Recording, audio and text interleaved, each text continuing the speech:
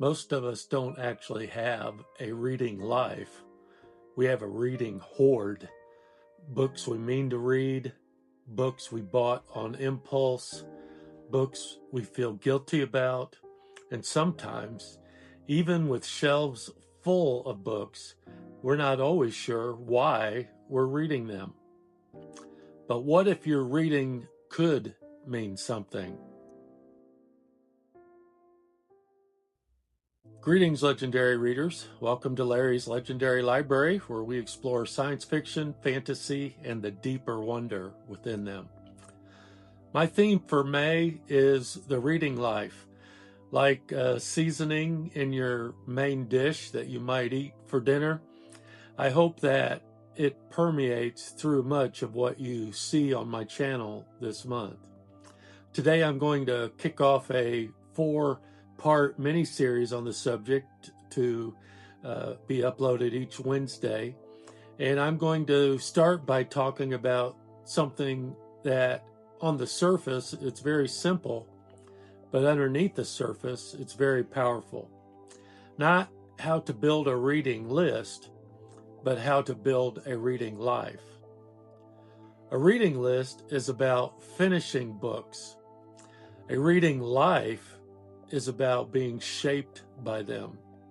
A list asks, what should I read next? A reading life asks, what kind of reader or person am I becoming? And once you make that shift, everything changes. Over time, I've found that a meaningful reading life tends to rest on 4 simple pillars.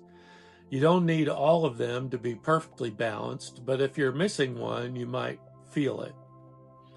Pillar 1, the core.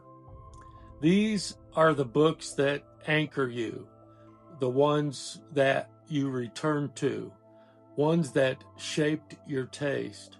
For many of us, that might be Lord of the Rings, or Dune, or the Book of the New Sun, or Ender's Game. These aren't just stories. They're like an artesian well that you draw from again and again. Pillar 2, the frontier. This is where you explore. This is where you look at new authors, new ideas, stories you're not sure whether you'll even like them or not.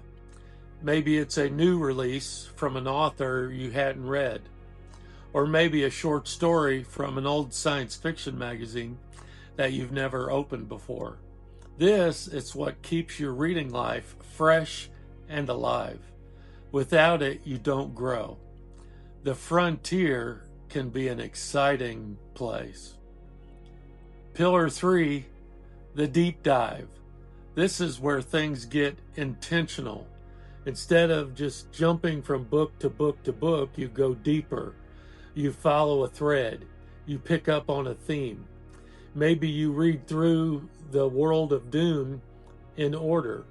Maybe you spend time in Tolkien beyond just the surface story. Not just reading, but studying in a sense, becoming a student of it. This is where reading becomes more than just simple entertainment. It becomes exploration. Pillar 4 is the return. This is the one that many people might skip, rereading. But here's the truth. You don't truly read a great book once. You grow into it. The person who reads a story at 20 years old is not the same person who reads it at 40 years old, or in my case, in my 60s. And the book doesn't change. You do, and I do. So how do you actually do this? You don't need anything complicated. You just need a little intention.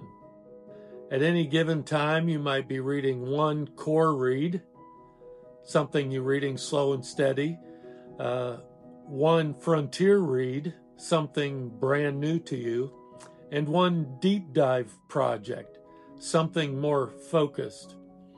Maybe you have 3 reads going on at the same time, or Maybe you read one, finish it before going on to the next pillar book, and so on. And then you scatter a reread or two throughout your year. That's it. Simple, flexible, and sustainable. But there's something important here. A reading plan should guide you. It should not burden you. If it starts to feel like a chore, you've gone too far. It's okay to change direction. It's okay to DNF a book.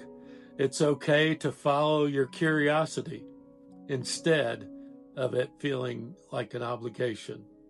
Because the goal isn't to complete a list.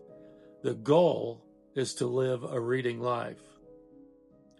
Over time, your reading life becomes something more than a collection of books, not just of stories you've read, but the things that stayed with you long after the final page. And if you look closely, you'll start to see something else.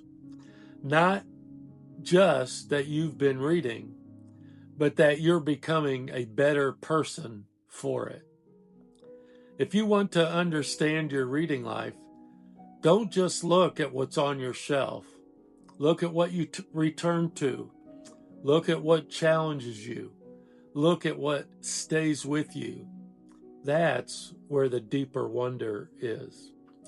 And I'd love to hear from you. What's one book that's shaped your reading life? Not just a book that you've enjoyed, but something that really stayed with you. And if you've enjoyed this content, I encourage you to subscribe and become one of Larry's legendary readers. Until next time, thank you so much for watching, and keep exploring the deeper wonder.